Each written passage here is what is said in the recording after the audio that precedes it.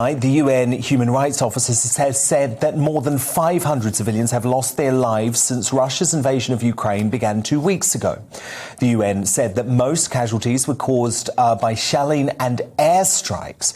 So with such indiscriminate killing of innocent civilians, the growing anti-Putin sentiment in the West, some would say, is justified. But are we in danger of going too far in retaliation against innocent Russians? Today it was reported that the Cardiff Philharmonic Orchestra have decided that Tchaikovsky, who it's safe to say has no links to Putin, given he died in 1893, should be removed from its upcoming concert in light, they say, of the recent Russian invasion. Last week, Milan's largest university suspended a course on the famed Russian novelist Fyodor Dostoevsky. And the UK tour of the Russian State Ballet of Siberia has also been axed in response to the events in Ukraine. Now, Brendan O'Neill, surely it is unjust to blame anyone with Russian origins for the Kremlin's atrocities and is turning into out-and-out Russophobia. I think that's right. And I think the problem is, you asked there, is anti-Putin sentiment justified, but anti-Russian sentiment is not justified? I think that's absolutely right. Putin's war is horrific, despicable, an awful war of aggression, and people are right to oppose the Putin regime. But when that crosses the line into being a war against Russian culture, a war against Russian people, even against Russian dogs and cats, the International Cat Federation has banned Russian cats, Crufts is banning Russian dogs.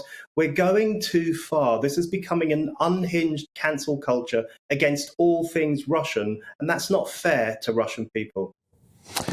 No, indeed, Brendan. And we're now cancelling folk who aren't prepared to publicly condemn Putin as well. Do you think that's going too far?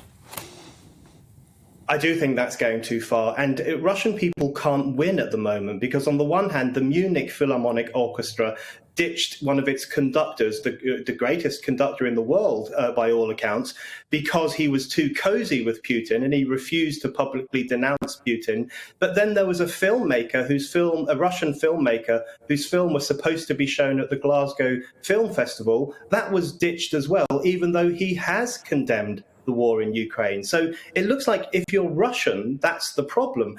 And I'm sorry, but that is crossing the line into something deeply prejudiced and deeply worrying. You mentioned the cases of Cardiff Philharmonic getting rid of the Tchaikovsky concert, the University of Milan potentially getting rid of Dostoevsky's books, although it backtracked on that.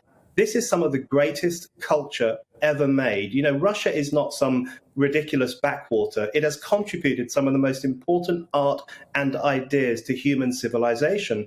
And to destroy those arts and ideas simply because of what the wicked Putin regime is doing, that is backward. And it also plays into Putin's hands because it allows him to say, I told you so, the West is really anti-Russian, and we shouldn't play into his hands like that. And Putin, we must remember, not democratically elected. Brendan O'Neill, thank you so much.